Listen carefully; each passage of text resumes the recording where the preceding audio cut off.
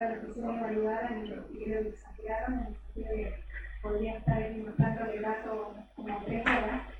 Entonces, quizás no voy a mostrar solo algunos datos, ni más bien conversarles un poco de las tensiones principales o de lo que nosotros vemos como características principales de la sociedad chilena. Quizás poner un poco de énfasis en los temas que me digo tienen que ver con la política y la relación de la política con la sociedad. Y después, en realidad, creo que lo mejor va a ser como conversar, contestar preguntas y dialogar, ¿no? De lo que se les pueda ir ocurriendo en los temas que ustedes estén discutiendo. Voy a ponerme por encima para avanzarle. Y como les decía, hay una discusión bastante instalada respecto de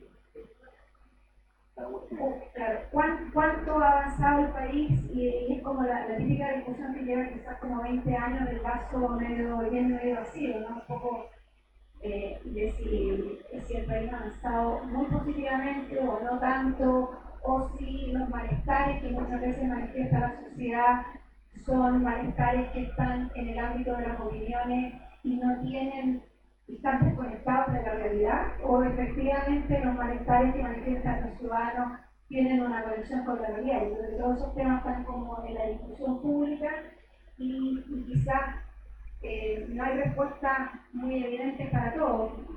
Nosotros algunos de esos temas tenemos respuestas institucionales y en otros son opiniones mías personales. Cuando son opiniones mías personales no van a estar reflejadas en la presentación formal, pero como ustedes saben tenemos una historia de que ha aumentado de manera muy importante los ingresos, ha disminuido la pobreza. También ha disminuido la desigualdad, y eso es algo que a veces como que hay un debate teórico y técnico dependiendo de los indicadores que usemos y distintas personas tienen distintas aproximaciones a veces porque miran indicadores distintos. Nosotros lo que vemos es que efectivamente cuando se miran los indicadores clásicos la desigualdad ha disminuido más desde el 2000, digamos, hasta el 2000 no había disminuido e incluso había aumentado, ¿no? Entonces desde el 2000 en adelante hay una baja que ahí se ve más pronunciada, pero bajamos del 52 al 48 a 48 en términos del Gini, que tampoco es tan dramática, y cuando se mira en perspectiva comparada, lo que se ve en la otra lámina, pero Chile sigue estando dentro como en el nivel medio de la tabla de América Latina, y América Latina es una de las 2 regiones del mundo con mayor nivel de desigualdad. O sea, ciertamente en Chile estamos en una región muy desigual y no tenemos la mejor performance en disminución de la pobreza por lejos. El país que más sistemáticamente y quizás más claramente ha disminuido desigualdad es Uruguay, pero Brasil también ha disminuido más que nosotros. Chile uno no podría decir Chile está a la vanguardia de disminuir desigualdad en los últimos 20 años, no, pero sí ha disminuido algo, ¿no? Y una de las cosas que también, y esto es una lámina que seguramente no se va a entender mucho, pero desde el PNUD regional de América Latina y Caribe, lo que sí vemos es que en la región en su conjunto, las tendencias a salir de la pobreza han estado acompañados con grupos importantes de personas que vuelven a caer. O sea, hay salida de la pobreza y después hay grupos medios vulnerables que entran y salen de la pobreza, ¿no?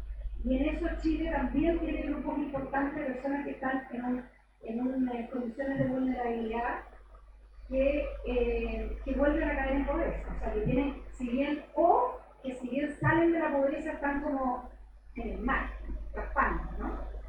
Y por lo tanto, no solo en términos de sus condiciones materiales, sino que muy fuertemente en sus percepciones siguen teniendo niveles muy altos de percepción de seguridad, ¿no?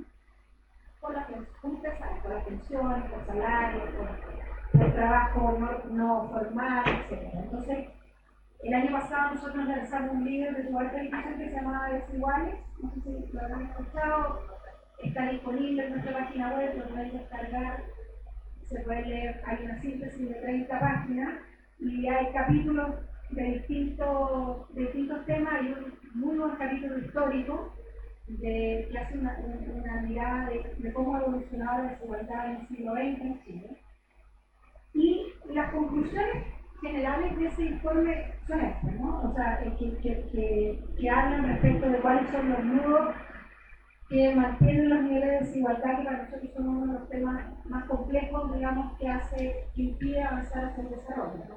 Los altos niveles de desigualdad es que hay un problema en la estructura productiva, o sea, claramente un tema de la economía, y lo que nosotros decimos que hay como sistemas productivos paralelos, es como que si tuviéramos dos capitalismos que conviven en una misma sociedad, un nivel moderno, altamente productivo, con salarios, con empleos formales, con contratos, con niveles de sueldo altos, con trabajadores que son altamente calificados, que produce para también la parte de la sociedad más afluente o para el exterior, con un sistema productivo precario, ¿no? O sea, con informalidad, con bajo nivel de productividad, con inserción precaria en el mundo del trabajo, con muchas entradas y salidas del mercado. Y esos dos mundos son como conviven, pero no interactúan. O sea, ese mercado más precario no produce para el mismo sector de la sociedad. Entonces ahí tenemos desde la empresa ultra tecnológica que está en la vanguardia de la tecnología o de la biomedicina, por ejemplo, con los talleres informales, que no le pagan las cotizaciones a sus empleados, que tienen personas sin contrato, que hay mucha rotación, que contratan mano de obra no calificada, etc. Ese es un nudo que reproduce desigualdad. Y es muy difícil saltar de uno de estos lugares al otro. O sea, porque no es fácil hacer una carrera en el sector más precario y después saltar a la alta empresa multinacional. O sea, la mayoría de las personas no hacen esos saltos, ¿no? Segundo, que ya ustedes lo saben, que hay una concentración de los ingresos, hay una extrema concentración de riqueza en un grupo muy pequeño de la sociedad. O sea, y eso no ha cambiado e incluso se ha agudizado, ¿no? El 1% más rico es cada vez más pequeño y más rico, ¿no? Y está cada vez más lejos del resto de la sociedad, y los sectores más ricos en general no contribuyen mucho. Los niveles, como ustedes saben, de impuestos son bajos. Hay todo un tema respecto del desacople de este grupo más rico de la sociedad, y eso es una tendencia más mundial, no es algo necesariamente exclusivo a Chile, pero los países que tienen altos niveles de desigualdad tienden a ser más severos en esta mala distribución del ingreso, ¿no? En el sentido de concentración en un pequeño grupo de personas. Lo tercero es que el Estado está insuficientemente involucrado en promover la igualdad o en evitar la desigualdad.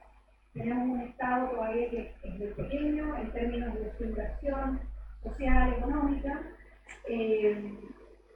con prestaciones sociales que son muy exiguas. O sea, Santiago sistema de protección social, sin lugar a dudas, pero la pensión solidaria que nos van a hacer no la alcanza para el nadie para vivir, o los bonos, o la asignación familiar. Las prestaciones del Estado son muy bajas y la intervención del Estado activa en estos temas sigue siendo muy escasa en comparación a otros países de la región y sobre todo en comparación a los países de la OECD. El cuarto punto tiene más bien que ver con la política, y nosotros esto es algo que hemos venido diciendo de distintas formas y lo volvemos a repetir acá. La concentración del poder político es equivalente a la concentración del poder económico, ¿no? O sea, cada vez más es cierto que las élites políticas, lo que decía el informe es que una inmensa mayoría nosotros hacíamos un análisis de los ministros, ministras, senadores, diputados de los últimos 25 años, y el 60 y tanto por ciento porcentajes para mí, de esas autoridades vienen de 14 colegios privados de la zona oriente de Santiago y de dos universidades de la actividad católica. Esa concentración de los actores políticos en una élite muy homogénea, que está en Santiago, que es de un sector social, que es de un sector geográfico, que se conoce personalmente entre sí, que están emparentados, que se casan, que se puestos de los matrimonios, en la reunión de apoderados, contribuye fuertemente a reducir la desigualdad. O sea, es a la vez causa y efecto, ¿no? No es algo trivial y nosotros lo planteamos no solo porque sea como normativamente o éticamente que a uno le puede gustar o no. Nos parece que sí tiene un efecto en reproducir desigualdad porque tiende a que los que toman decisiones viven en un mundo extremadamente homogéneo. Es como esto que se prioriza que uno quizás más en los partidos dice alguien que tiene calle o no tiene calle, pero cuando el 60% de las personas que toman las decisiones del país, las calles que tienen son Vitacura, Providencia y la Plaza Italia, lo sumo, eso tiene un efecto en las decisiones que se toman, obviamente. Y también eso es relevante porque a nuestro modo de ver, no es que la gente siente esta distancia con los políticos que una cuestión como subjetiva, construida, es objetiva. Es real. O sea, esto no es un dato blando, es un dato duro de la realidad de este país. Y no es necesariamente igual en todas las democracias o en todos los países. Entonces, ese es un dato que me parece que lo quiero resaltar porque me parece que es relevante el problematizarlo, ¿no? El sistema educativo ciertamente contribuye a reducir la frontera de desigualdad, fundamentalmente porque reduce altos niveles de segregación. Es un sistema que está altamente segmentado. La segmentación y la segregación del sistema educacional es incluso más alta que la segregación geográfica, ¿no? No solo, o sea, el tema de las escuelas, el colegio, las universidades, no solo es reflejo de segregación geográfica, residencial, sino que contribuye a aumentar la segmentación y la segregación.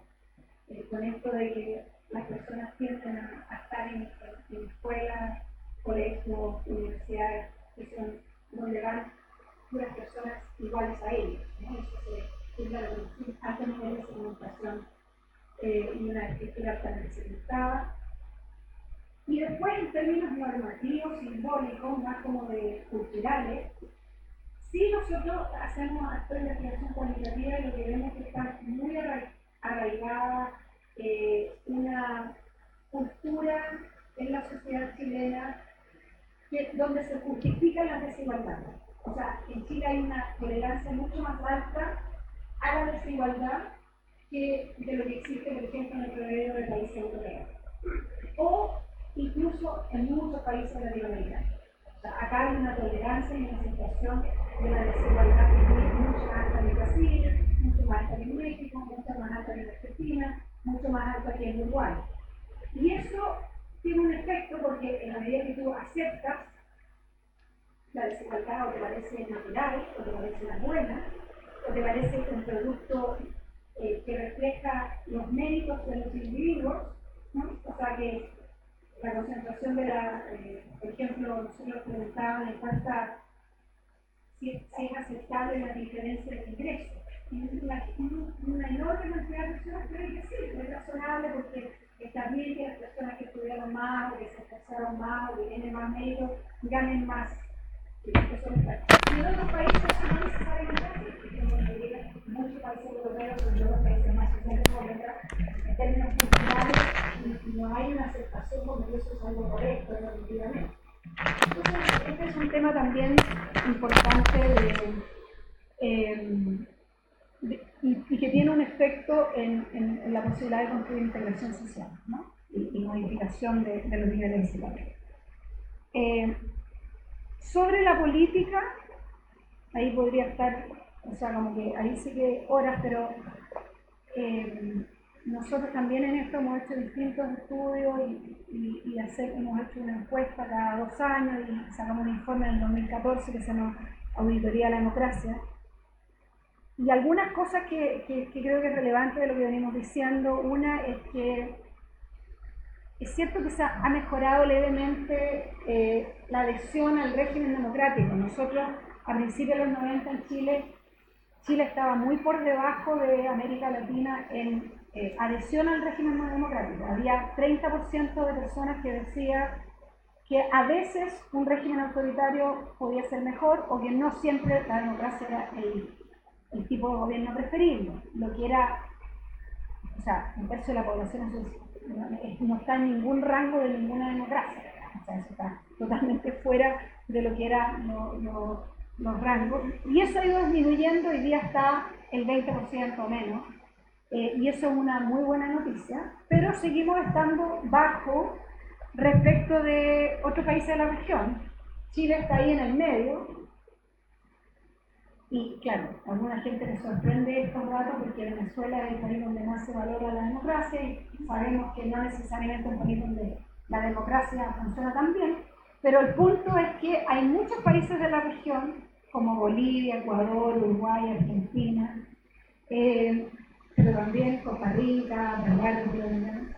Pero si ustedes miran los países como consistentemente en estos temas que tienen adhesiones democráticas muy altas son siempre Uruguay, Argentina, Venezuela y crecientemente los países andinos. En los países andinos, en Ecuador y Bolivia, ha aumentado de manera muy importante la adhesión a la democracia. O sea, los grupos que cuestionan el régimen democrático en esos países es cada vez menor. Y tenemos en general en la región un grupo de países con un apego normativo a la democracia muy alto. Nosotros, como les decía, hemos aumentado respecto de nosotros mismos, de Chile, pero seguimos estando como ahí. O sea, no estamos dentro de ese grupo de países que la adhesión. Y después hay la satisfacción con la democracia, no ya en términos normativos, sino que en términos objetivos, porque a la gente siempre uno le pregunta como que es una cosa más de principio, ¿cuál es el mejor régimen de gobierno? Y la pregunta que se hace a nivel internacional es, considerando todas las opciones, la democracia es siempre la mejor forma de gobierno, o es la que yo prefiero siempre. Después le dice, las otras opciones son, a veces la democracia no es la mejor opción, entonces se deja el espacio para que la gente diga, puede que otros regímenes no democráticos sean buenos en ciertas circunstancias, y también hay una opción de que para la gente como yo me da lo mismo, que es como filosofía muy común en el taxista, que cuando uno le dice no, yo no voy a votar, ni no, que me da lo mismo, yo ya tengo que salir a trabajar igual. Esa idea de que da lo mismo si es democracia, si no es democracia, qué es lo que pasa, porque yo me las tengo que arreglar solo. Lo que sí vemos es que en Chile está aumentando esta última, o sea, tenemos todavía una parte importante de gente que dice esto, o sea, 20% de las personas dicen, a mí me da lo mismo. No me importa si tengo una democracia o no, lo que es algo preocupante. Entonces, el primer punto es que en términos normativos y de adopción a la democracia seguimos estando no tan bien, estamos lejos de los países de la OECD, eso no se ha logrado revertir, a pesar de que ha mejorado, seguimos estando más o menos. El segundo tema tiene que ver con los temas de representación y hay muchas personas que hablan hace mucho rato de que estamos en una crisis de representación y esto tiene que ver, hay una larga discusión que afecta directamente al rol de los partidos. Y algunos dicen que es crisis y otros dicen que no es crisis, pero independientemente de la discusión semántica, como ustedes saben, hay un cuestionamiento fuerte a cómo está funcionando la representación política en nuestra país. Y una de las cosas que a nosotros nos parece importante mostrar, y hay en eso tenemos distintos datos, objetivos y mucho, y como le hemos dado vuelta por distintos lados, es que esa percepción de que la representación no funciona bien es uno de esos temas en los que creemos que no es que también está fundada en un dato duro. O sea, no es simplemente porque los medios de comunicación se dedican a difamar a los políticos o porque la gente no entiende bien de la política. O sea, desde la política se dan a veces muchas razones para explicar el desapego de los ciudadanos. Nosotros también pensamos que hay como razones objetivas. Como ustedes saben, muchos tienen que ver con las normas, ¿no? Con la Constitución, con el sistema binominal, con la falta de competencia, con un montón de aspectos específicos, formales, concretos, reales del sistema político que se diseña durante la dictadura y en general no sufre cambios hasta este último gobierno, donde se ha impulsado el paquete más grande de reformas políticas. Pero hasta ahora el sistema diseñado para la competencia y para el funcionamiento del sistema democrático fue el sistema diseñado durante el régimen militar. Tanto la ley de partidos, después el tema de financiamiento, o sea, hemos tenido un sistema de reglas del juego que fueron diseñadas con una profunda desconfianza también de los partidos y de la política. Y este gráfico lo que muestra un poco es lo que pasó hasta el 2017, esto hasta la última elección con sistema binominal. Entonces, esta rayita de arriba es los escaños recibidos por los partidos. Con binominal, ustedes ven que es uno de los indicadores que se usa habitualmente para decir que es un sistema súper estable, porque tenemos poca volatilidad electoral. Eso significa que los mismos partidos se reparten los escaños entre una elección y otra. Y eso es algo positivo en términos de los indicadores estándares de ciencia política, porque si tú tuvieras que en una elección, que en cada elección cambia radicalmente los partidos que están en el Congreso, eso es alta volatilidad y es un sistema totalmente en el piso. O sea, eso no es algo positivo. Nosotros estamos como en el extremo de que esto es fantástico. Cuando uno mira la primera rayita, dice que es un sistema que funciona estupendo, ¿no? Poca volatilidad, siguen los mismos, y esto es un indicador de fortaleza partidaria, ¿no? Los mismos partidos ganan los escaños, una buena noticia. El problema es que cuando miramos las rayitas de abajo, si solo miramos lo de arriba, tenemos este como espejismo de estabilidad y de buenas noticias. Cuando miramos para abajo, aquí, ¿qué es lo que son las otras rayitas? Y las otras rayitas, esto es la identificación de los ciudadanos con los partidos. Si en 1989-90 el 80% de los chilenos decide identificarse con algún partido, hoy día esa proporción en realidad a esta altura de la encuesta, pero en realidad la identificación va como en el 15%. O sea, no, hay una relación totalmente inversa. Hoy día el 80% dice no me identifico con nadie, el 60% yo no me identifico con ningún partido, con ninguna coalición. Entonces esa es como la primera como desconexión entre escaños y la realidad, ¿no? Una es, siguen ganando los mismos partidos, pero con menos identificación. Perdón, la rayita esa que les mostré son los votos recibidos por los partidos que están en el Congreso. Me cambié de rayita. Entonces los mismos partidos ganan con esta cantidad de votos que va cada vez menos, ¿no? Cada vez vota menos gente y cada vez menos gente vota por los partidos que elegían a parlamentarios con el sistema binominal. Y después esa otra rayita es la de la identificación, que es la que está mucho más por abajo. Pero si ustedes ven, en la última elección parlamentaria, con el nuevo Congreso, todos los parlamentarios que fueron electos recibieron en conjunto solo 42% de los chilenos mayores de 18 años votó por los parlamentarios que asumen sus cargos en el domingo. Eso significa que hay un 60% de personas que o no votó, o votó nulo o blanco, o votó por algún representante que no fue electo, ¿no? Entonces tenemos que el tema de la representación tiene esta dimensión que es dura, ¿no? No es solo de las opiniones, percepciones, sino que hay claramente ahí un tema que se ha ido agudizando y que nosotros planteamos que esto se ha transformado como en una característica estructural de la democracia chilena, que tiene que ver con la desconexión o la falta de arraigo de los partidos y los representantes con la sociedad. Voy a saltarme esto. Respecto a participación electoral, y no sé si alguno de ustedes vio, el año pasado estuvimos todo el año tratando de no solo hablar del diagnóstico, sino de hacer, y impulsamos una campaña que se llamaba Ahora Vota. Hay un sitio web que se llama Ahora Vota. Impulsamos un proyecto con 9 ONG, El Hogar de Cristo, Ciudadanía Inteligente, Cáritas, la Fundación para la Superación de la Pobreza, Comunidad Mujer, ¿qué más? Techo, América Solidaria, ONGs que no se dedican a temas políticos necesariamente.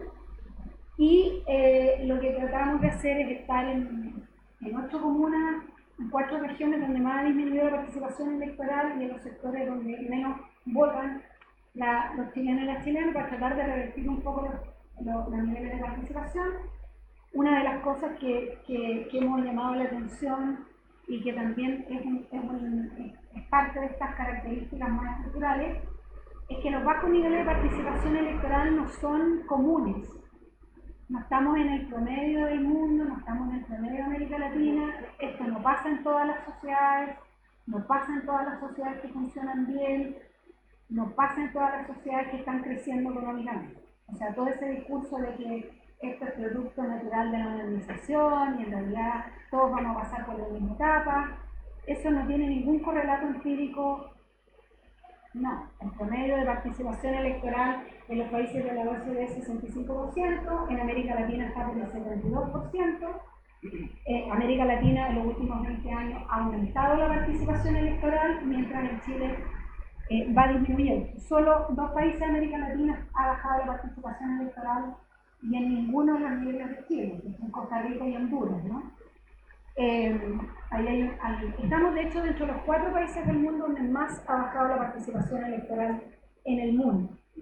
O sea, quizás no estamos en el nivel más bajo de participación todavía, pero la caída es de las más agudas a nivel mundial. Bueno, no así, y esto no está diferenciado por, digamos, que antes tenían un sistema con padrón obligatorio y algo voluntario. Nosotros, como te digo, tenemos miles de datos. Los puntitos anteriores, los colores son distintos porque están los países con azul son países con voto obligatorio y los países con naranjo o amarillo son con voto voluntario. La inmensa mayoría de los países del mundo tiene voto voluntario. Solo 26 países del mundo tienen voto obligatorio. Todos los demás tienen voto voluntario. Prácticamente toda Europa tiene voto voluntario. La única región del mundo donde hay más voto obligatorio es América Latina, donde hay 12 países. Y hay alta diversidad entre los grupos de países, pero el promedio para los países con voto voluntario igual es cerca del 60%. Entonces no hay una correlación directa entre voto voluntario y participación, si bien obviamente los países con voto obligatorio tienen más participación, pero aún así los países con voto voluntario no tienen los niveles que tiene Chile. 2 países en América Latina hicieron el cambio igual que nosotros de obligatorio a voluntario, que son Venezuela y Honduras. En Venezuela ha aumentado la participación electoral, yo siempre digo que Venezuela tiene muchos problemas, pero la participación electoral no es uno de ellos. O sea, la gente, a pesar de todo, va a votar masivamente. Quizá también está polarizado, lo que se quiera, pero ahí se cambió a voto voluntario y no ha disminuido la participación electoral. Y en Honduras bajó el 7 puntos, o sea, una baja muy pequeña. Y si ustedes ven, tenemos muchos países, o sea, en Alemania la última elección, por darle algún ejemplo, es voto voluntario y todos, como ustedes saben, la elección era cero competitiva, en el sentido de que todo el mundo sabía que iba a ganar la reelección la canciller Angela Merkel. O sea, no había ningún candidato que le estuviera disputando y era voto voluntario y votó el 65% de la población. En Estados Unidos, que es de las democracias avanzadas que más bajos niveles de participación electoral tiene, en la elección del presidente Trump votó 62% de la población. Es cierto que con voto voluntario se producen sesgos socioeconómicos en la votación, eso es verdad. Pero no es cierto que, o sea, el voto voluntario no es la razón que explica la caída en la participación electoral en Chile. La participación en Chile empezó a caer a mediados del 97, de ahí en adelante la caída es sistemática y constante, ¿no? O sea, no hay, es así, mucho antes que se cambiaran los sistemas. Disculpa que a lo mejor yo creo también hay que integrar o por lo menos incorporar, por un lado la estabilidad la da ese caso anterior, se da por el binominal donde la lógica, y lo que imprime desde la edición de los marcos, que no sé si lo tiene que ver con la lógica de fuerzas centrípetas y no centrífugas. O sea, siempre se buscó una lógica de partidos no extremos, sino que estuvieran al centro, y eso da la estabilidad. O sea, eso más lo que dice Neil, efectivamente cuando se libera, o sea, esta apertura de voto voluntario o no, baja, pero es porque ya era insostenible también la cantidad de votación que se está dando a partir del binominal. O sea, yo creo que es importante comparar a los otros ejemplos qué sistema tienen, si es proporcional, si es moderado, con medidas compensatorias o no, y ahí ver efectivamente cuánto nos pesó el binominal y la falta de credibilidad. Miren, en general, las reglas del juego en Chile no ayudaron y contribuyeron a disminuir la participación, sí. El sistema de registro, que era como todo el mundo sabía que era el peor de los mundos, porque si era engorroso ir a inscribirse y una vez que estaba inscrito era obligatorio, porque si no me inscribía no me pasaba nada. Obviamente eso era un mal sistema, un sistema poco competitivo. Ahora bien, a pesar de eso, nosotros pensamos, con toda la evidencia que tenemos y los datos comparados, que las razones institucionales son parte de la explicación, pero no son toda la explicación y quizás tampoco son la explicación más importante. Nos parece que la relación de los partidos con la sociedad y el desfondo del sistema de partidos es tanto o más importante que las reglas del juego. Claro, porque al final existía una suerte de subsidio que permitía que los partidos, sin una necesidad de sintonía clara o un trabajo real en calle, seguían teniendo una base, porque no era solo la credibilidad que tenían, sino también el subsidio y la falta o las barreras de entrada para el que quisiera entrar a competir. Claro, porque hasta esta última elección, electoral, se cambió el financiamiento, se cambió la magnitud de los distritos, y porque también entraron nuevos partidos y fuerzas a disputar. Antes era muy difícil que partidos nuevos pudieran competir. Entonces, efectivamente, y esto es más de mi análisis, uno de los problemas si uno quiere analizar las reformas es que es difícil hacer las contrafactuales, porque si tuvieran hecho este paquete de reforma 10 años antes o 15 años antes, quizás los niveles de participación no estarían acá, y los niveles de identificación partidaria tampoco. O sea, porque es como cuando estábamos haciendo esta campaña el año pasado, fuimos a muchas regiones, yo fui alcaldes, rectores, buscamos mucho apoyo de actores sociales no tradicionales para incentivar la participación electoral. Entonces nos juntamos con los rectores, directores de institutos profesionales, mucha gente. Y un rector de una región que no voy a nombrar me dice, después de que le cuento todo el cuento, que nosotros estamos preocupados, la participación que queremos hacer, entonces me dice, entonces esta campaña es como una aspirina para el cáncer. Y quizá era un poco brutal, porque claro, nosotros estábamos tratando de entusiasmar, ¿no?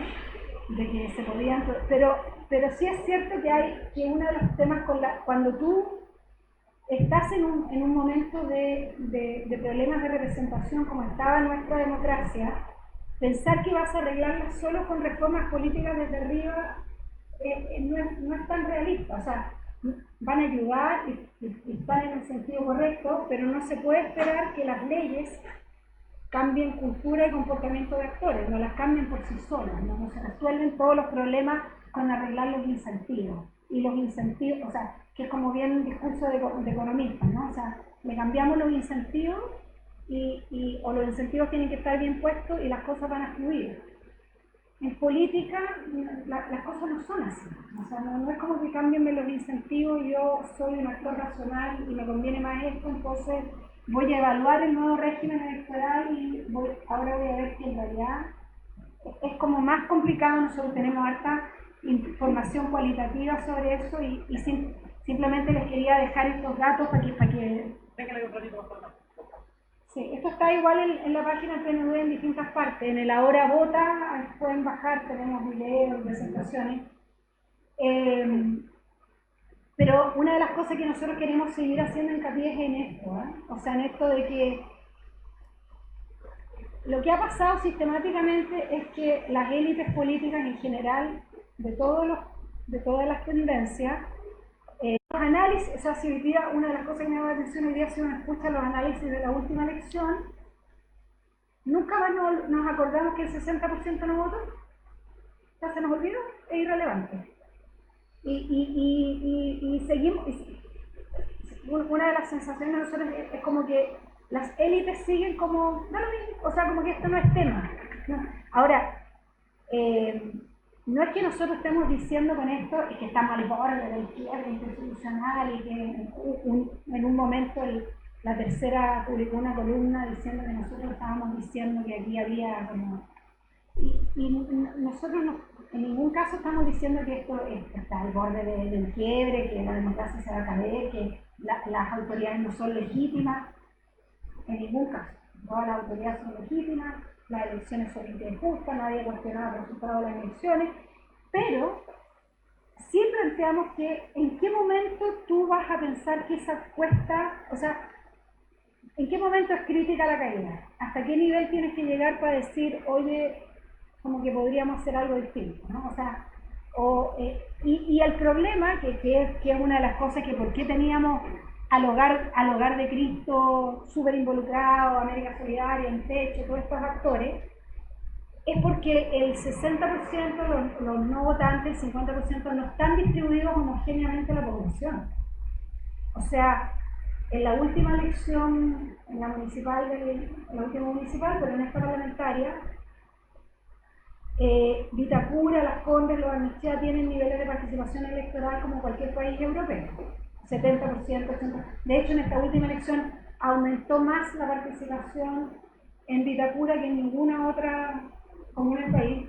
Y mientras en Vitacura vota el 74% de las personas, en La Pintana votó el 22 o el 21.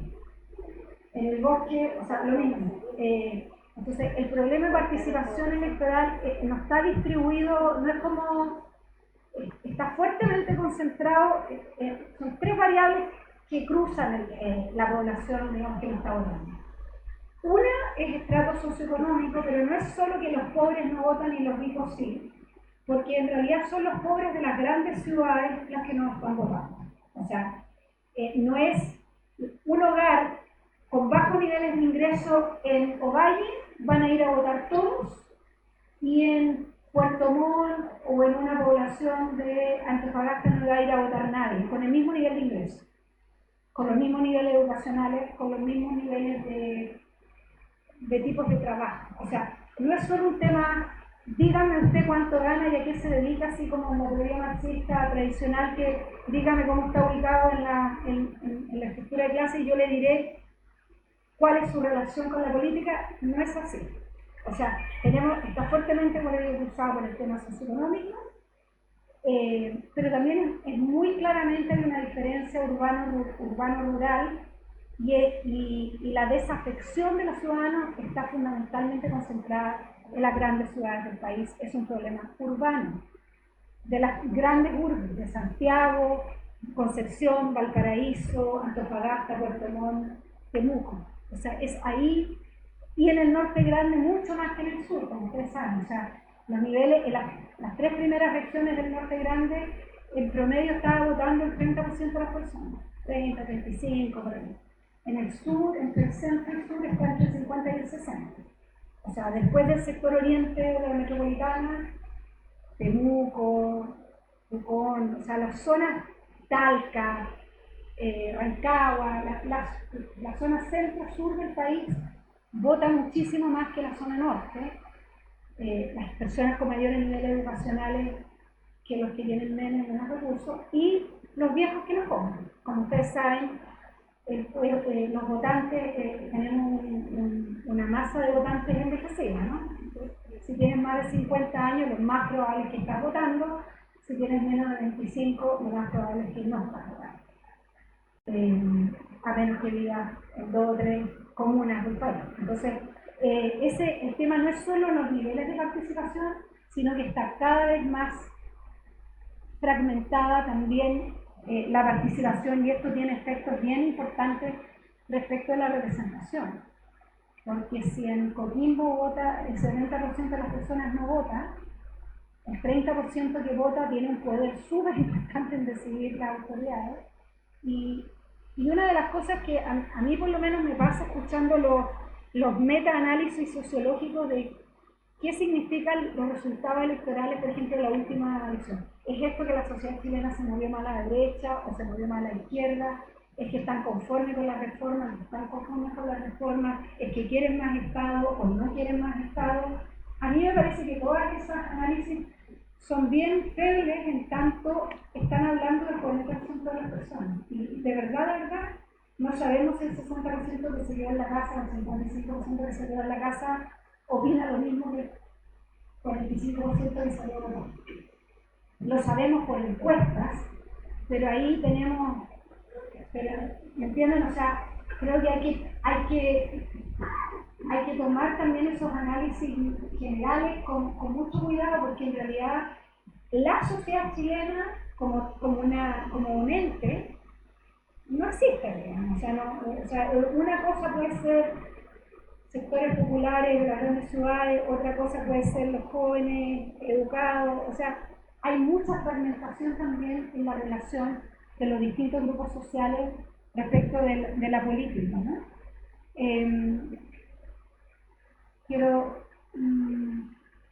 Me voy a saltar esto vuelve con los temas de participación, que aparte de los temas entonces, quizás antes de pasar a esto, ¿no? Entonces yo les decía, los niveles de adhesión, los niveles de participación, y por último el tema de los partidos, ¿no? La relación de la ciudadanía con los partidos.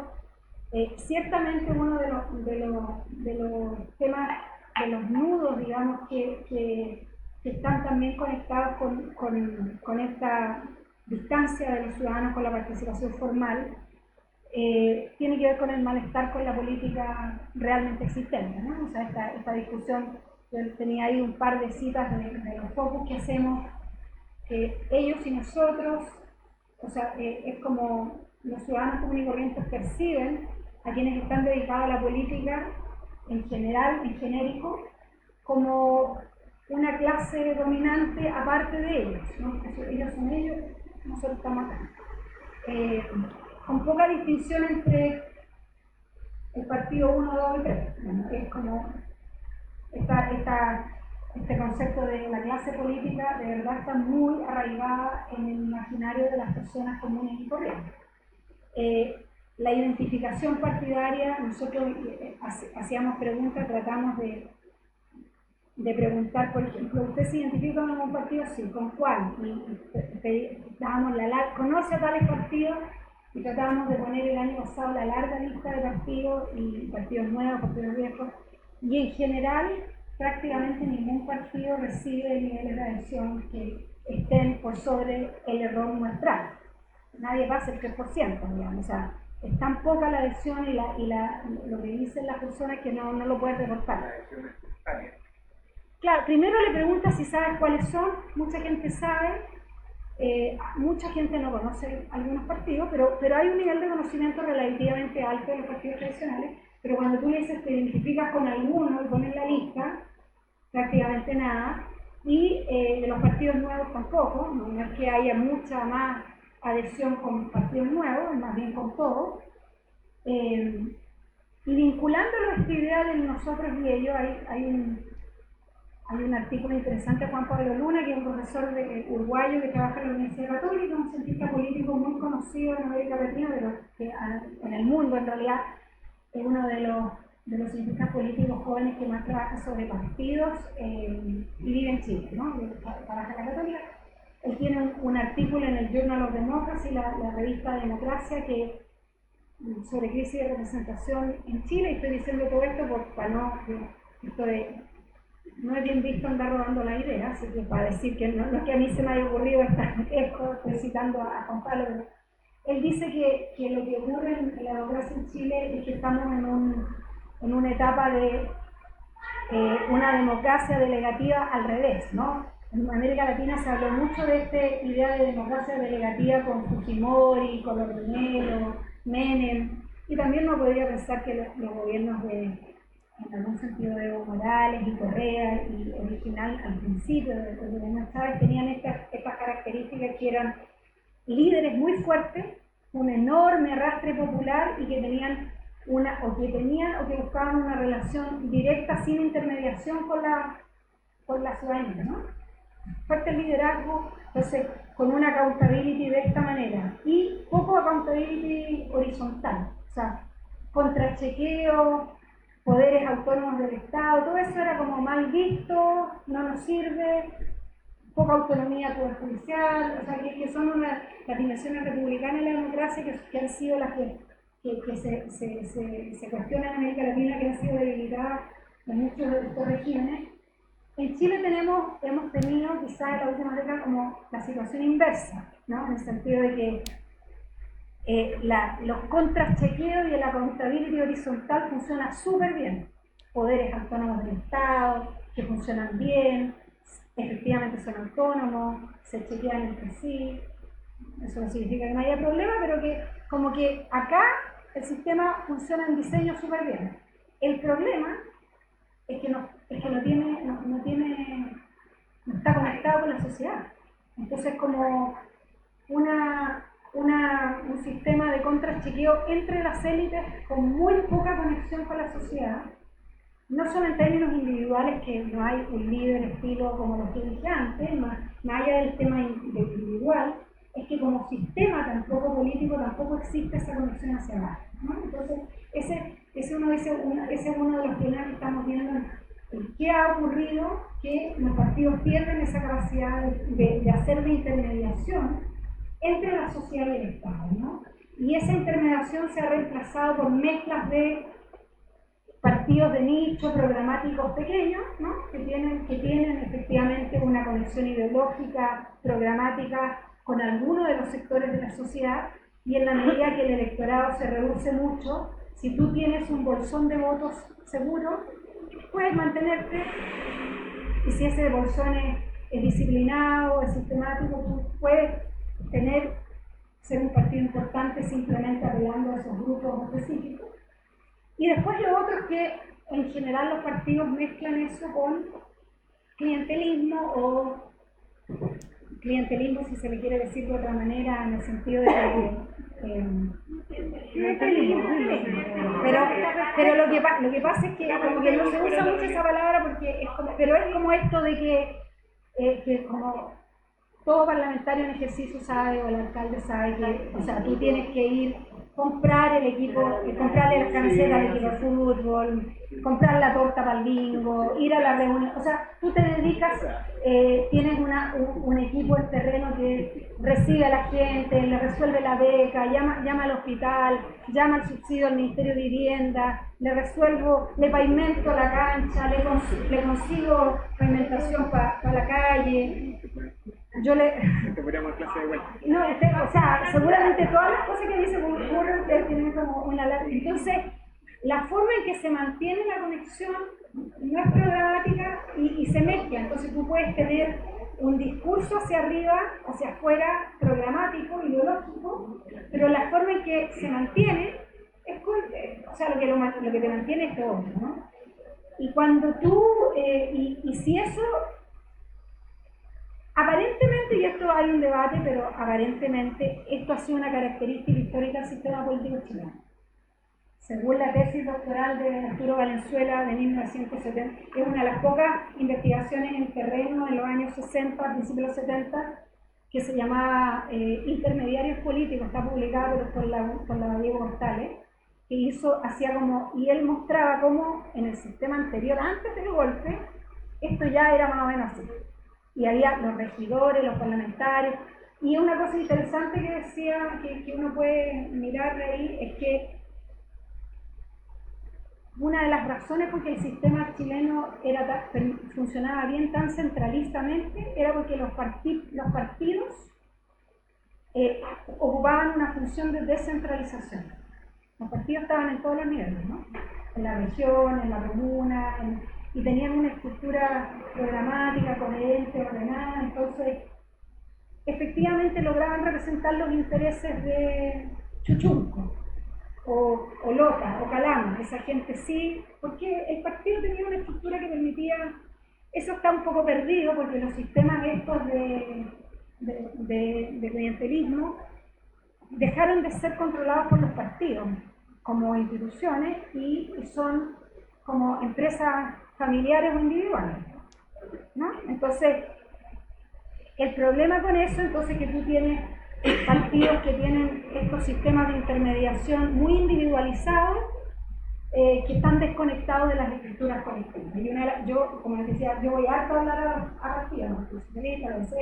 La Renovación Nacional, y cuando uno va a hablar con la gente que está en estas reuniones de los partidos, primero casi nunca la gente que está en las reuniones de los partidos son las autoridades. Nunca están los parlamentarios, nunca están los regidores, nunca están los alcaldes. Y la gente que está en las reuniones de los partidos siempre se queja de que nunca les preguntan nada, ¿no? Entonces hay una desconexión de las orgánicas que hace que sea difícil revertir estos funcionamientos. Y bueno, no, ustedes lo saben mejor que yo, digamos, pero quiero decir que no es una cosa anecdótica, no es como que hay ciertas personas que son mala onda, digamos, o que son más malos que otros, digamos. El punto es que esto es una característica común al sistema político chileno hoy día, y que en algunos partidos es más aguda que en otros. Quizás los partidos que son más viejos o que son más autoritarios o que tienen más tiempo y más estructuras más formales han tenido sistemas de financiamiento controlados de manera centralizada, han podido resistir mejor estas tendencias. Pero si tú no tienes ni financiamiento centralizado, ni una estructura jerárquica autoritaria de arriba a abajo, o una historia de 100 años muy estructurada de instituciones, es más difícil sobrellevar estas tendencias a la individualización y a la fragmentación interna de la política. Voy a terminar diciendo que nosotros pensamos, digamos, que hay muchas...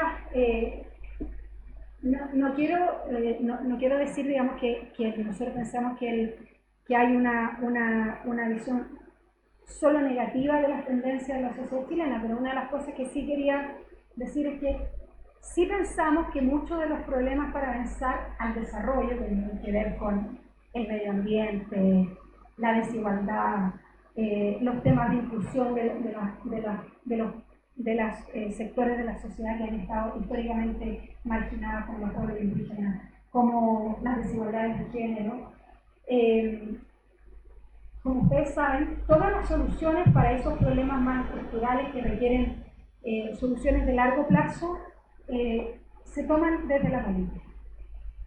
Y la calidad de una democracia es tan buena como la calidad de los partidos. La salud de la democracia es tan buena como la salud de los partidos. Cuando los partidos funcionan mal, cuando la salud de los partidos está mal, la democracia está mal, ¿no? Y cuando la relación de los partidos con la ciudadanía está quebrada, esos problemas no son de coyuntura, no son problemas que son solo como cuán buen candidato era, si tuvo suficiente liderazgo o no tuvo suficiente liderazgo, si fue a las reuniones que tenía que ir.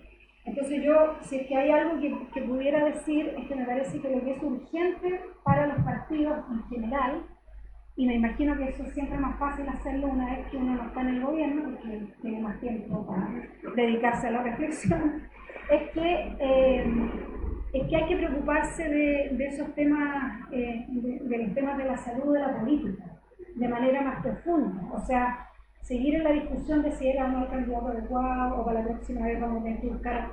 O sea, mientras más se siga en eso, menos tú puedes resolver los temas de fondo. Entonces, yo creo que hay que tener en algún momento estas discusiones más de fondo para ver estos temas. Y creo que me voy a quedar ahí y dejar algo.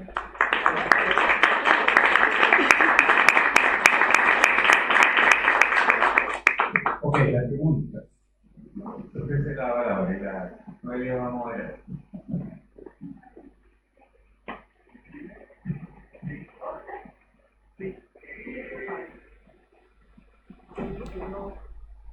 Uno de los puntos que tú resaltabas, Marcela, esta crisis, no sé si la palabra exacta, de representación. Es un papel muy importante de los partidos, obviamente los parlamentarios, las autoridades, ya alcaldes. La pregunta mía, porque tú hiciste muchas comparaciones Chile, América Latina, el mundo. ¿Cómo estamos ahí, Chile, respecto de otros países en esta, entre comillas, crisis de representación? Que yo entiendo un tema de fondo que afecta a la democracia o al sistema democrático representativo que estamos más acostumbrados a funcionar. Como tú quieras. Puedo conectarme con una cosa, mira. Si uno mira lo que pasaba en Chile, somos como la niña bonita en América Latina, de que crecimos más, reducimos más la pobreza, funcionamos mejor, y parece más inexplicable, siguiéndonos entre comillas más bien, aún puede ser también una chica esta que nos hemos ido inventando y conciliando, pero que nos ha ido como mejor en todo el resto.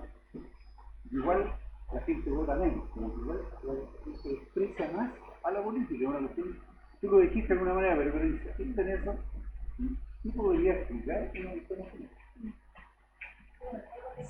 Sí, mira, voy a partir por esto, que se apagó, ¿no? Ahí. ¿Aló? Voy a partir por esto. Yo creo que el puesto del éxito está claro, primero, o sea, no somos los mejores en todo, o sea, y además la tendencia muy al alza, varios países nos alcanzaron y nos superaron, digamos, Chile se quedó un poquito estancado. En Brasil ha disminuido más pobreza, o disminuyó más pobreza en mucho tiempo. Claramente la estrella de América Latina, no solo en temas socioeconómicos, sino realmente más político de Uruguay, aunque no necesariamente en crecimiento. Pero primero que estamos muy inflados, pero sí es cierto que Chile es un país que ha tenido menos crisis institucionales y logró disminuir pobreza, tener crecimiento económico por más tiempo y resolver quizás varios otros temas más que otros países. Y sí es cierto que yo sí creo que es algo muy importante que Chile ha logrado avanzar bastante en construcción del Estado. El Estado en Chile funciona mejor que el Poder Nacional. El Poder Judicial acá es más autónomo, la policía funciona mejor, podría decir, como que antes este ejemplo era mejor que ahora, pero digamos que pero sí vemos que hay países, por un lado hay un grupo de países donde se ha deteriorado mucho la autonomía de los órganos autónomos, ¿no? O sea, eso ha sido una tendencia en América Latina hace ya 10 años, donde se ha concentrado mucho el poder en el Ejecutivo, debilitando a los congresos, debilitando el Poder Judicial, debilitando los contrapesos a los ejecutivos. Entonces, es cierto que en nuestro país, junto con algunos pocos otros, como Costa Rica y Uruguay, esa parte funciona bien. Entonces, yo creo que la explicación del funcionamiento de la política no está en la economía. Ahora, obviamente, como puede ser también como sesgo profesional, pero Y este tema de cuánto de la crisis de representaciones chilena y cuánto es mundial es también un tema de debate. Es un tema, por ejemplo, que hemos debatido con Sergio Vital, que Sergio tiene una posición, o mucha gente tiene la idea de esto pasa en todas partes. En realidad esto es una crisis mundial, la democracia representativa está baja, estamos todos mal, y por lo tanto no nos preocupemos tanto. No digo que Sergio dijo eso, digo, hay un parte de la gente que dice algo así, ¿no? De que, además que se escucha mucho en los medios de comunicación. En realidad esto es un problema total, entonces no nos alteremos tanto. Y sí hay a nivel mundial una crisis de la democracia representativa, eso es así, o sea, pero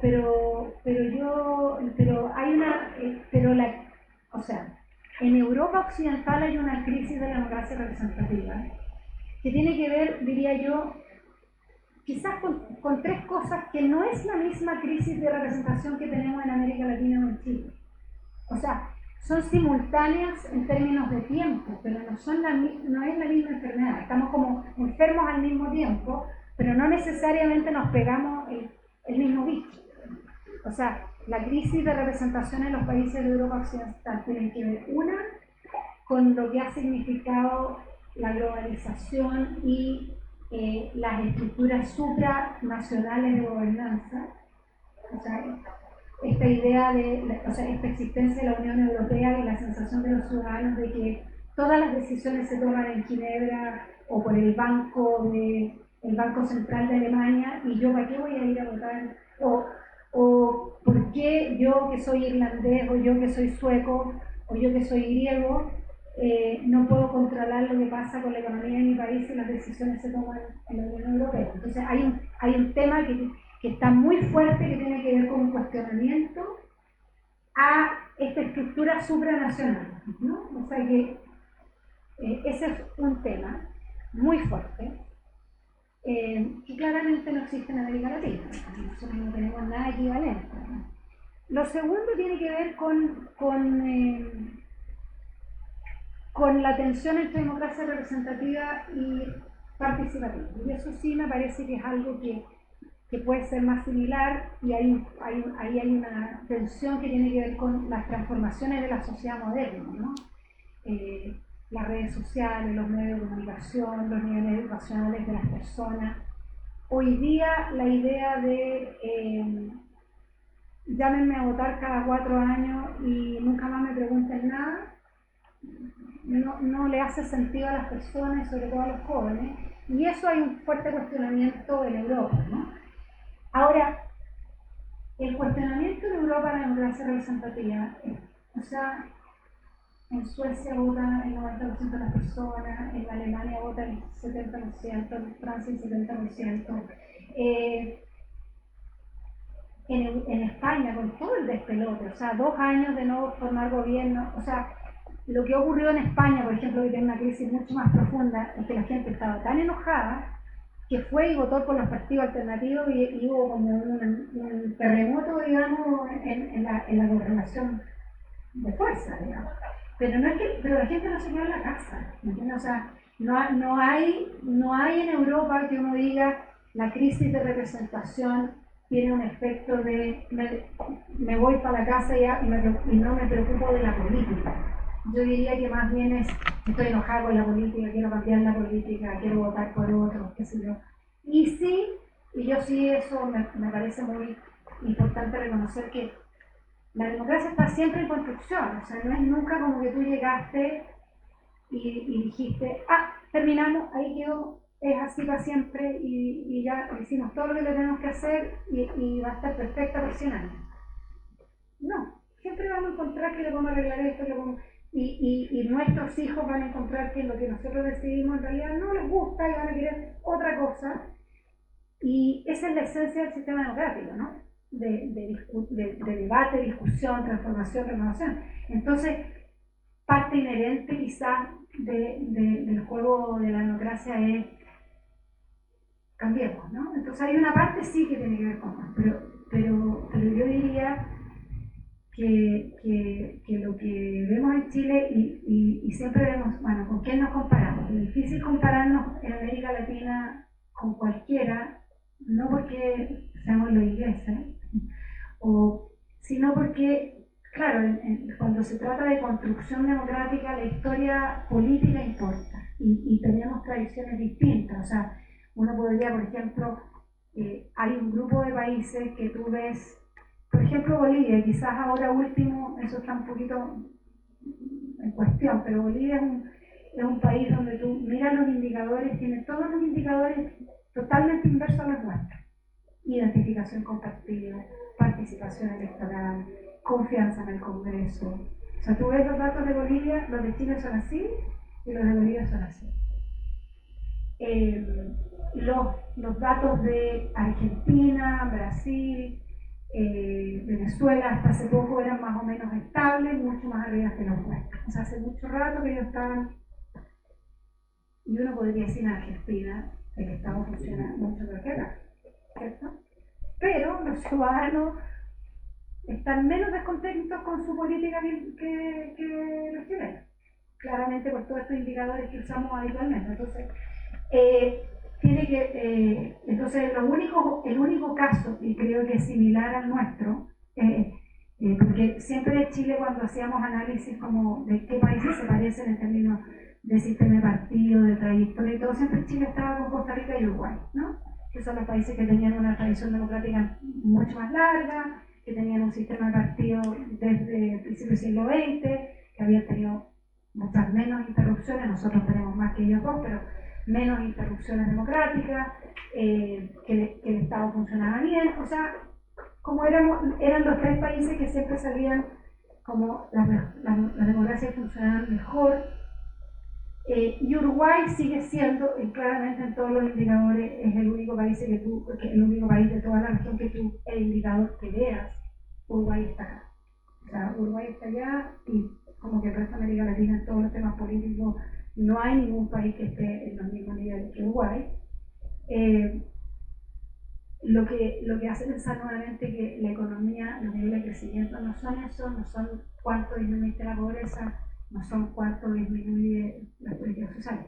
Yo insisto, creo que me parece que dos de las cosas que creo, y esto estoy aventurando de la hipótesis respecto de los datos que tenemos. Una, yo creo que tiene que ver con el sistema político en Chile. El conjunto de reglas del juego claramente no ayudó, la constitución, el binominal, el registro, la ley de partidos, todo el paquete que había, que duró 20 años, que ha durado 20 años, que no se cambió, fue muy contraproducente. Uno podría decir, digamos, que hay una parte de las reglas del juego que ningún otro país de América Latina tenía reglas del juego para la política tan adversas, si se quiere, ¿no? Y por otro lado, yo creo que lo segundo tiene que ver con el rol de los partidos, lo que pasó con los partidos y su relación con la sociedad, y eso ya no es solo las leyes, sino que y ahí hay distintas interpretaciones de por qué la distancia, de que quizás esto de que era más cómodo, que tú sabías que ibas a ganar igual, se necesitaba menos relación. También hay todo tipo de teorías respecto de que, bueno, cuando los partidos nacen cuando se forman partidos no es como que en cualquier momento, por lo general los partidos se forman cuando hay clivajes, quiebres, cuando pasa algo, digamos. O sea, los partidos emergen de procesos sociales, no emergen por... O sea, y el sistema de partido que existe en Chile emerge como producto del quiebre democrático, de la lucha por reivindicar la democracia, y como que quizás se queda un poco mezclado en eso, ¿no? Y no logró quizás hacer una transformación para interpretar a la sociedad en nuevo. Y lo segundo, creo que de lo que se ha hablado menos, y esto es más especulativo todavía, esto es algo que creo yo, que cada vez me hace más sentido, también por esta cuestión más cualitativa, por esto de andar hablando con mucha gente de distintos lados sobre política y participación. Creo que los niveles de concentración y homogeneidad de la élite política de este país es algo muy poco usual. O sea, no hay muchos países donde tú veas que la gente que está en el Congreso, en los ministerios, por por 25 años comen juntos, van a los médicos y son vecinos y tienen la casa en la playa al lado. Ese nivel de concentración de poder social y político y económico yo creo que es poco común, también porque este es un país chico, ¿no? O sea, quizá en México, en Argentina, en Brasil, que son países federales enormes, eso sería imposible, ¿no? Pero incluso es poco común para otros países chicos. O sea, yo creo que, y eso tiene que ver con una cuestión histórica, el sistema educacional, la universidad, o sea, ya, nuevamente no es algo que sea como de mala onda de las personas, ¿no? O sea, tiene raíces profundas y yo creo que es algo a lo que se le ha dado poca atención desde la política. Suena además es como poco popular y sexy hablar de esto porque siempre se va a pensar que uno está diciendo algo así porque es resentida, digamos, social, ¿no? Porque tú no fuiste a ese colegio, no fuiste a esa universidad, no tenés la casa en la playa. Entonces, de picada, ahora, nosotros con el informe de Desiguales y el capítulo, eso no sé si vieron, hay unos datos duros ahí, bien dramáticos, esta cuestión de los profesionales y los apellidos, del tema de los gabinetes, las carreras, las escuelas, los colegios. Eso que es algo menos comentado y que creo que también es más difícil de transformar, a mí me parece que sí afecta porque es un factor que junto con las reglas del juego contribuye a esta forma de hacer política muy desvinculada de la sociedad. Porque quienes hacen política son objetivamente de un grupo separado de referentes. Esto lo están grabando, pero no lo pongan en ninguna titular de como comunicado de prensa. Ya viene Pablo, después Julián, Gonzalo y Tarasita. Ya. Perdón. Para Julián. O sea, no, perdón, Pablo y después Julián. Sí, yo quiero hacer una pregunta bien puntual, porque a mí me resulta, y si algo que yo valoro de la presentación, me resulta importante la encrucijada que se forma en la sociedad que se está viviendo ahora, porque la presentación hablaba de que efectivamente hay un aumento en la adhesión hacia la democracia, y eso está claro, pero además termina la presentación diciendo que la salud de los partidos complica la salud de la democracia. Entonces ahí se me presenta algo que es completamente disruptivo en ese sentido, saber qué es lo que está conectando ese fenómeno, qué es lo que está generándose dentro de ese fenómeno, que a decir verdad, a mi parecer, es la importancia del análisis que tienen que hacer los partidos políticos hoy día. ¿Por qué los partidos, en un proceso de que se aumenta la adhesión a la democracia, pero aún así ellos están en un problema bien complicado? Y ahí es donde yo creo que me faltó algo de poder entender esa disyuntiva. Esa es la pregunta, más o menos, cómo podemos abordar eso, porque no me quedó muy claro en cierta forma cuáles son las cosas que separan ambas cosas. Ahí es donde está el vacío, que nosotros no podemos entender todavía. Eso.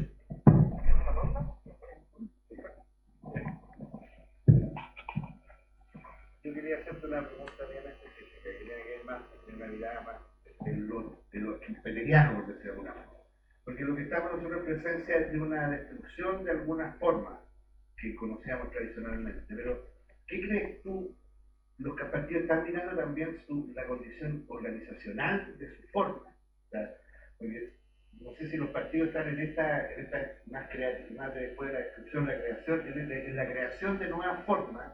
Los partidos no están pensando en innovar en eso elemento, sino que funcionan con mentalidades más estanco, más tradicionales, o sea, creemos más comisiones, hagamos más de esto, pero es más de lo mismo, pero las redes, los nodos, las formas más nuevas, lo que están usando. ¿Tú crees que eso es tan importante también como lo que tenemos que pensar programáticamente? Gonzalo y la Graciela.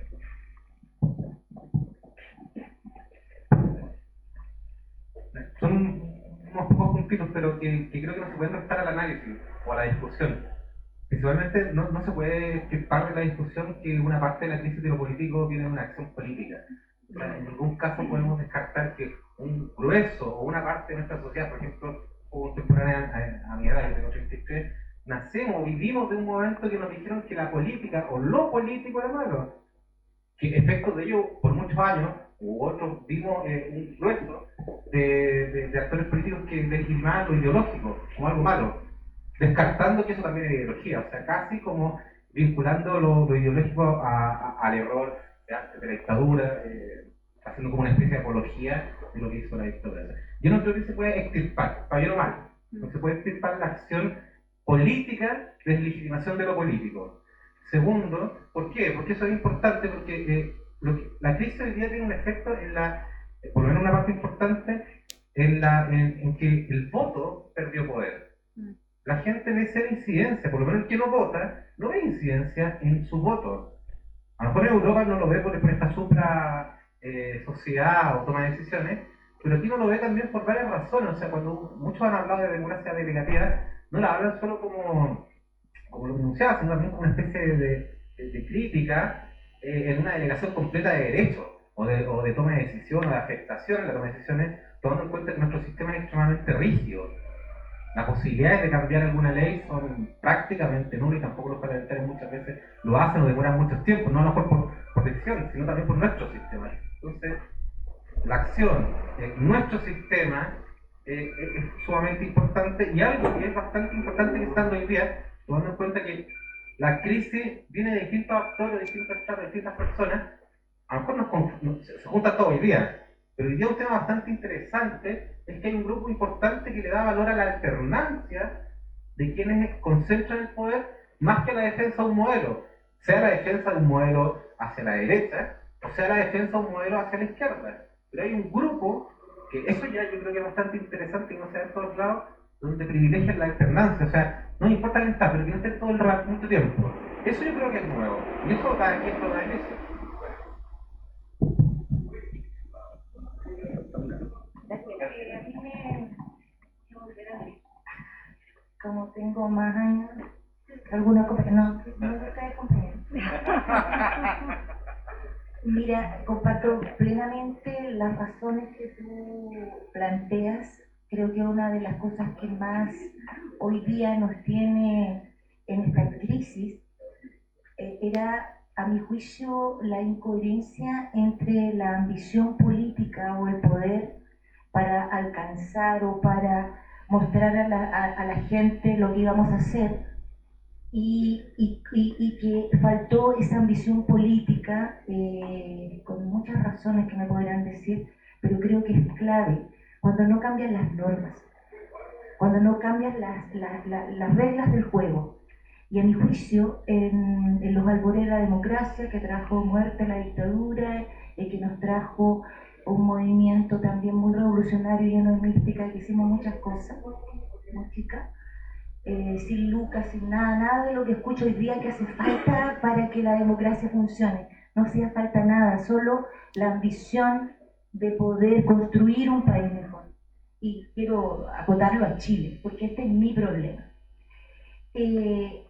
A tu juicio, ¿por qué la clase política o el poder político, luego de la democracia, no tiene esta ambición de cambiar la Constitución?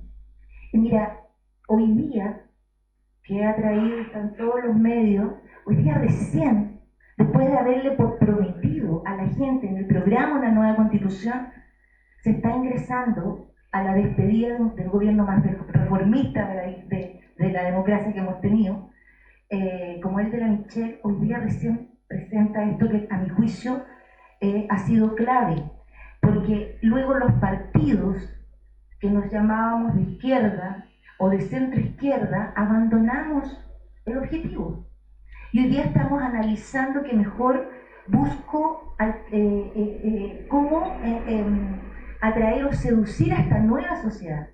Como tú bien lo señalas, los procesos son culturales. Por lo tanto, quienes construimos a este nuevo consumidor, que era pueblo, ciudadano y hoy día consumidor, es precisamente los que hemos estado en el poder, y lo digo yo siendo militante, no nada. Entonces, a tu juicio, ¿fue clave que hayamos demorado, y a tu juicio cuál es la razón que hayamos demorado, lo que para mí era lo más rápido que teníamos que hacer con todo el apoyo ciudadano de la gente de cambiar la Constitución en Chile? Después hacemos otra ronda. Contestemos estas 4 y hacemos otra.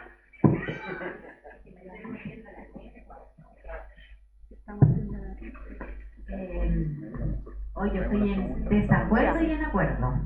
Los desacuerdos después los converso con ella, pero mis comentarios tienen que ver con la experiencia. Yo fui candidata a senadora en la 9ª región. Y cuando yo le decía a la gente, ¿cómo va a ir a votar? Ellos me decían, no, que pasa la micro. Y yo pregunto en el municipio, ¿cuándo pasa la micro o en la gobernación? No sé, pero siempre pasa. Nos quedamos en esa confianza de que iba a pasar algo y a lo mejor miles de ciudadanos quedaron sin votar simplemente porque nosotros no le dimos las condiciones para. Nos confiamos de una democracia que teníamos, pero que no existe. Porque hoy en día nosotros le delegamos la democracia a un representante que ni siquiera va a alcanzar a recorrer sus comunas.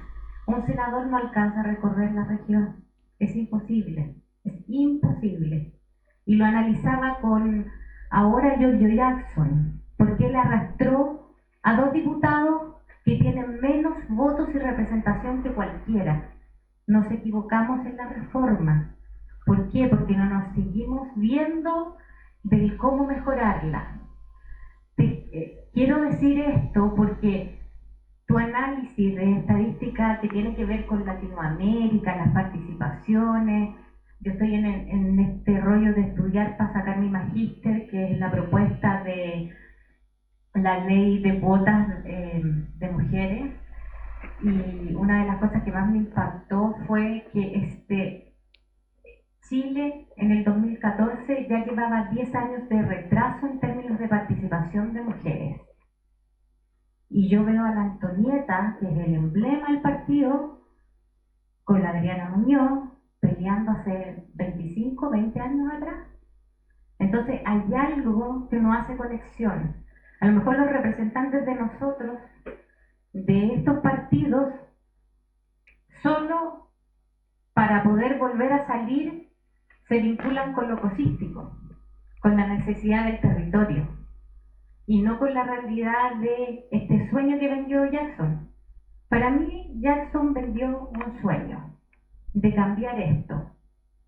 Yo tengo mi teoría que en un año más ellos van a estar subdivididos.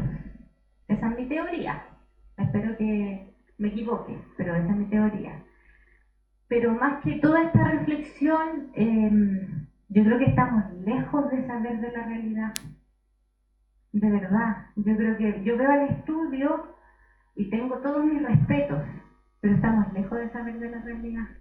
Porque a la gente no le interesa si va a votar o no. Está agradecida de la beca de educación, pero el problema es que en esa región hay 2 universidades que están en Temuco. Y como vive al otro lado de la región, se demora 3 horas en llegar a ir a estudiar. Eso es lo que nos pasa, que dejamos de hablar de lo real. Hablamos como de algo que no nos sucediera. Bueno, no quería mandarme una tesis, y habíamos conversado, pero esto era parte de mi sensación que no podía no decirlo. Marco, el compañero que quiere... Oye, y aquí terminamos con la intervención de Marcela para terminar todos juntos, porque si no, debiera no pasaron las 8:30. Se nos va a empezar a desgranar. No, quería simplemente preguntarte cuál es el efecto. O sea, hace una década hablábamos de la crisis de la ideología. Hoy día estamos hablando de la crisis de la democracia. ¿Qué efecto hay o qué consecuencia hay en ello, en concreto, digamos, en Chile? Segundo punto, también, como decía la compañera, el tema constitucional. dentro de lo que tú planteas el tema de las normas, ¿sí? Porque evidentemente que la Constitución del 80 establecía en definitiva un sistema democrático, a la usanza de la dictadura, un sistema de democracia protegida, tecnificada, de participación corporativa, etcétera, que obviamente afectó a la cultura política chilena. Entonces, quizás ahí también hay un tema.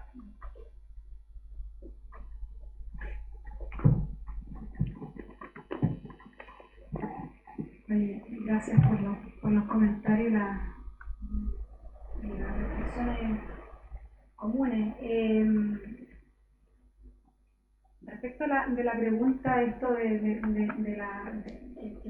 para entender mejor la discrepancia respecto de la adhesión normativa y la crisis de los partidos, o la salud de los partidos. Esta adhesión normativa yo creo que es un fenómeno mundial, digamos, en el sentido de que cada vez es menos, está más instalado que la opción de vivir en comunidad se resuelve a través de la democracia, y la gente tiene mucho menos en su imaginario alternativas. Entonces, como que, y yo creo que a medida que vaya pasando el tiempo, seguramente va a ser cada vez menos las personas en nuestro país también que digan que hay otras formas de gobierno preferibles a la democracia. Entonces, eso es como algo que, porque en realidad puede que no me guste, funciona mal, todo, pero es como que, bueno, o sea, ¿cuál es la alternativa? No está instalada no tiene legitimidad una alternativa. Entonces, eso hace que siga creciendo la adhesión. Pero también aumenta cuando tú le preguntas cómo funciona tu democracia, ahí es donde se nota la discordancia, y eso en Chile sí tenemos una brecha importante entre sí creo que es la mejor forma de gobierno, pero no me gusta cómo funciona mi democracia, ¿no? O sea, como cuando tú te preguntas, que es un poco al revés respecto de otras cosas que se le preguntan a las personas cuando te dicen, no, la educación en Chile es muy mala, y le gusta su colegio, no, mi colegio es fantástico, mi universidad es súper, o las empresas son malas, pero mi empleo es bueno. En cambio, en este tema de la política, un poquito ahí, como que las personas tienden a tener una visión negativa de lo que tenemos hoy día. Hay muy poca información también concreta de las personas respecto de qué pasa en otras partes. Nosotros el año pasado hicimos harto focus con personas para ver un poco el tema de qué cosas podían resultar para que la gente se sienta motivada a votar. Entonces queríamos tener una conversación de distintas. Y una de las cosas que nos llamó la atención es que Venezuela está súper presente en los discursos de las personas, increíblemente. Cuando empezaban a decir, no, acá todo funciona mal, y es como el país está cayendo pedazos, y la corrupción, y son todos ladrones, y no sé qué. Y siempre en algún momento en la discusión alguien decía, bueno, pero en Venezuela están peor. Y como que ahí se iban en la onda de Venezuela, y nos llamó la atención eso de que hay pocos referentes, quizás porque hay poca, por ejemplo, seguramente nadie sabe qué va a ser en Uruguay, ¿entiendes? O sea, entonces hay pocas alternativas, y entonces se ve la democracia nuestra muy desde el ombligo, ¿no? Muy desde lo local. Hay poca reflexión y mirada hacia afuera. Entonces, vinculándolo a la pregunta de la cultura organizacional, o sea, de qué hacer entre estructuras, o sea, efectivamente, una de las cosas que nosotros hace mucho rato, y gente que estábamos dedicados a los temas de democracia, veníamos diciendo hay que cambiar la ley de partido, que ustedes saben, el gobierno de Piñera hizo una ley de partido anterior, el primer gobierno de la presidenta Bachelet también envió un proyecto, habían 2 proyectos de ley de partido, y que una de las cosas positivas de los escándalos de corrupción es que yo creo que si no hubiera sido por el destape de la corrupción, seguramente no se hubieran podido aprobar todas las reformas políticas que se aprobaron.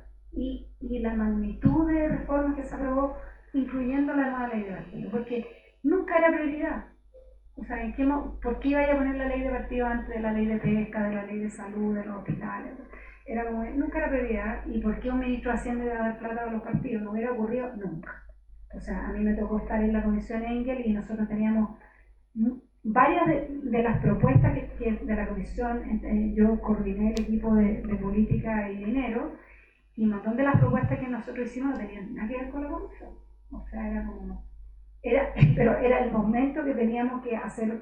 O sea, no es que no tuvieran nada que ver, pero había un paquete que estaba detrás de la idea de que había que fortalecer a los partidos, ¿no? Y que pasaba por la ley, y si tú miras, ahí hay un montón de las propuestas que nosotros hicimos respecto de temas internos de partidos que al final no quedaron reflejadas, porque a nosotros sí nos parecía que a la base de un sistema de prevención de la corrupción en la política y del financiamiento irregular, ilegal, lo que se quiera, es partidos fuertes, es partidos sanos, es partidos que efectivamente funcionan bien, que son más programáticos, más ideológicos. Entonces había que generar un sistema que permitiera fortalecer a los partidos, y yo sí creo que ahí hay un trabajo que hay, o sea, pero tú te puedes tomar las normas como se hizo con la reinscripción de los padrones, era como a regañadientes y resistiendo y buscando la quinta pata del gato para tratar de bypassártela, o habértelo tomado como una oportunidad real y haber usado ese instrumento para conectarte con la gente. O sea, yo creo que las nuevas normas de los partidos, lo mismo en los temas de género, o sea, los partidos en general han tratado están permanentemente tratando de subvertir el espíritu y tratando de buscarle, bueno, ya, pero ¿cómo interpretamos la ley para que? Bueno, pero no es en las listas de diputados y senadores juntos, sino que en toda la lista única, o si después me rechazan a alguien, después, bueno, si la bajo igual. O sea, estáis siempre buscando la manera de bajar, o sea, no es como, esto es importante, hay que hacerlo, ¿qué tenemos que hacer para hacerlo bien? No. Entonces yo creo que ahí hay un enorme camino de innovación y de trabajo efectivo. Yo creo que no creo que solo la reflexión teórica sea lo que hay que hacer. También hay que hacer que las instituciones internas funcionen, ojalá que los órganos colectivos que toman las decisiones de verdad tomen las decisiones, se respeten las decisiones que toman los órganos colectivos, que las elecciones internas sean limpias, que no se roben los padrones, que no haga trampas, o sea, todas esas cuestiones que, como yo decía, mira, básicas, ¿no? O sea, todas esas cosas tratemos de predicar con el ejemplo. Creo que sí, de repente puede ser un poco voluntarista e ingenuo, pero me parece que ahí hay mucho espacio para seguir avanzando y hay una agenda abierta que los partidos se pueden tomar en serio, para seguir profundizando en eso. Yo creo que eso también es una herramienta que te puede servir para reconectarte con la sociedad. Porque una de las quejas permanentes de los ciudadanos, pero también de los militantes de los partidos, es solo se acuerdan de nosotros para las elecciones. O sea, es como la única vez que no necesitan militantes o adherentes es para la elección. Entonces, ¿qué hace? Si alguien, o sea, ¿por qué alguien podría querer estar en un partido si no necesita buscar trabajo o no quiere estar haciendo puras elecciones? Esa yo creo que es la pregunta que tienen que, o sea, eso hay que tener los partidos tienen que tener una oferta clara de por qué, de qué es lo que tú le ofreces a tus militantes, por qué quieren estar acá. Si es solo porque esto es la manera de que yo puedo asegurarme un trabajo como funcionario público, entonces es probable que no sea un modelo sustentable de estructura partidaria. O sea, en algún momento es difícil que eso sea como. Entonces, yo creo que ahí lo que hacen los partidos internamente tiene que buscar conectarse con la sociedad y con los militantes de una manera proactiva y claras. Yo estoy de acuerdo con lo que tú decías de que la acción política es efectivamente importante. Una de las cosas que nosotros vemos es que se ha perdido fuertemente, no puse eso, pero el sentido de la eficacia del voto, que es como el concepto de que la gente piensa que no importa votar y que no cambia las cosas. O sea, es una cuestión extraña, porque por un lado dicen, bueno, pero van a seguir los mismos, no cambian nada, son todos iguales, no sé qué. Sin embargo, las elecciones siguen teniendo reconocimiento de legitimidad como acto, como evento, ¿no? Pero el cómo transmito yo, el cómo elijo, y como toda la cadena de relaciones es algo que está como medio desdibujada. Nosotros también, aparte de las reglas del juego, del trabajo interno de los partidos, una de las cosas que pensamos que hay que hacer de verdad, en serio, y que no hemos dimensionado el nivel de déficit que tenemos en temas de formación ciudadana. O sea, la gente de verdad no sabe la diferencia entre un alcalde, un diputado, un senador. Y entonces, si tú escuchaste en la radio que sancionó la comisión porque emitió una boleta falsa, o que la comisión de ética lo molestó a alguien porque no rindió la dieta bien, primero ni entendiste cuál es la comisión, si es el Poder Judicial, si es la comisión, ¿verdad? Y después como que los políticos son todos ladrones. Entonces, si tú, mientras menos información tienes, más fácil es saltar esta cuestión. Y respecto de la acción política, una de las cosas que no dije, pero es algo que es bien brutal, es que hoy día cuando tú preguntas a las personas por qué del descontento con la política, el argumento permanente es la corrupción. Son todos ladrones, están ahí para enriquecerse, los que están en política están ahí para tener trabajo, para enriquecerse, y hay un tema de probidad. Cuando nosotros miramos los datos, lo que parece que ocurre, digamos, es que los escándalos de corrupción se transformaron en la justificación para un malestar que estaba instalado antes. O sea, no es que los escándalos de corrupción provocaron el malestar y la lejanía y la desconexión, pero entregaron un relato. Y ese es el relato que hoy día está instalado. Que la gente como que tampoco se da cuenta que en realidad igual está enojada antes. ¿Me entiendes? O sea, antes de saber todo esto, pero entonces ahora la justificación que dan es esto. Y por lo tanto, y ahí en los desafíos había puesto los temas de probidad y corrupción, y lo vinculo a tu pregunta, porque creo que tiene que ver con esto de la acción, es que efectivamente la acción importa, o sea, y las cosas que se hacen importan, y por lo tanto resolver bien los temas de financiamiento irregular, sancionar a quienes infringen las normas, quienes han incurrido en actos de corrupción. El no sancionar y el estar siempre buscando la tricuñela, el argumento para justificar, no, es que en realidad no es que se haya quedado con la plata, es que era para, no, que en realidad no fue enriquecimiento ilícito, no, que en ese momento eso se podía, o sea, yo no, el punto aquí creo que hay una dificultad enorme en la medida que la opción que tomaron los partidos fue la opción de buscar el discurso legal y nunca hacerse cargo del discurso ético.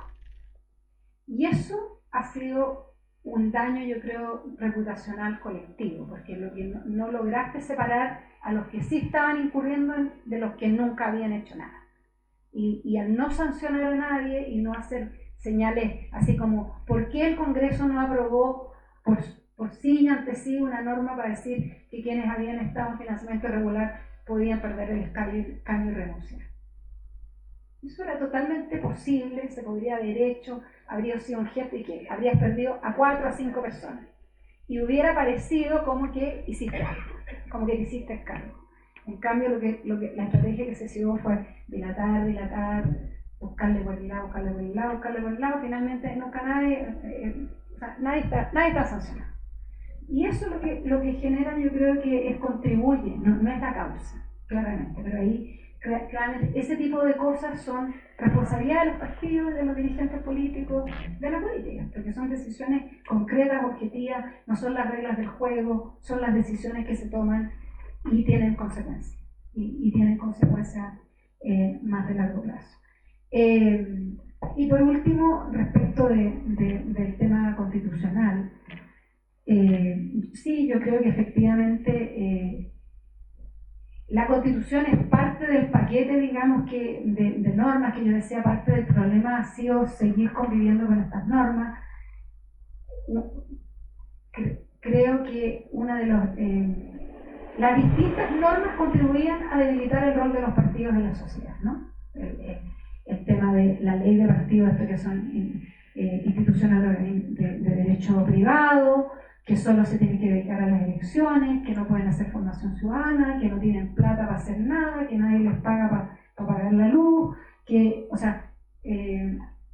la ley era mala, el sistema binominal, como hemos dicho, todo eso. Y la Constitución, yo creo que quizás algo más lejano, pero efectivamente el equilibrio de poder entre el Ejecutivo y el Legislativo que está en esta Constitución debilita el Legislativo, que es el órgano fundamental donde los partidos tienen que expresarse.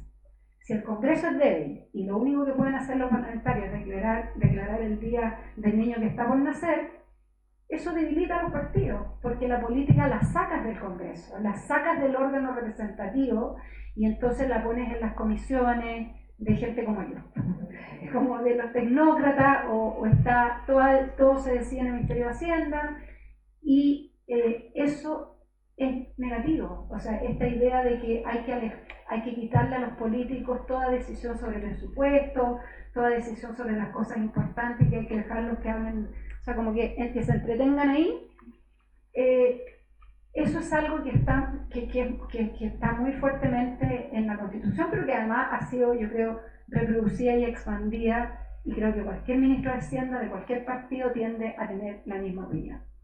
Y hay una forma, digamos, de ver la política, de hacer política pública, que cree que las buenas políticas públicas las hacen los técnicos y hay que tratar de mantener a los partidos lo más lejos posible de ahí. Y eso me parece que es una mezcla de la Constitución con las prácticas, que también no necesariamente es una regla, no está escrita, pero no ha sido positivo, digamos, no ha sido positivo, porque entonces, ¿qué le dejas a los partidos?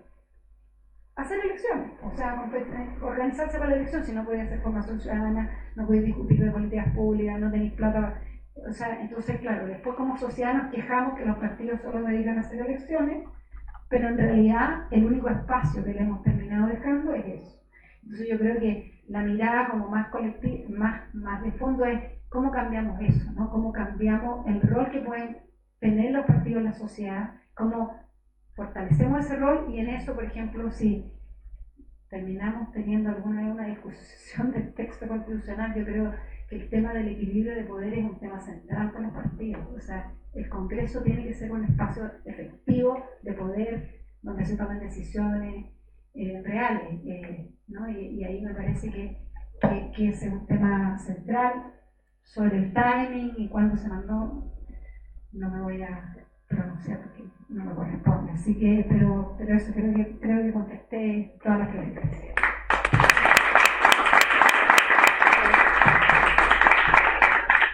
Muchas gracias, Marcela. Nos ha ayudado mucho tu intervención, tu respuesta a la reflexión que tenemos que seguir dando como comisión. Así que enormemente agradecida, y doy también las gracias a nombre de todos los integrantes de la comisión. Y desde ya los dejamos invitados para el próximo martes, en la misma hora, en el mismo canal, para que nos acompañen en nuestra segunda conversación para la reflexión. Muchas gracias, compañeros y compañeras.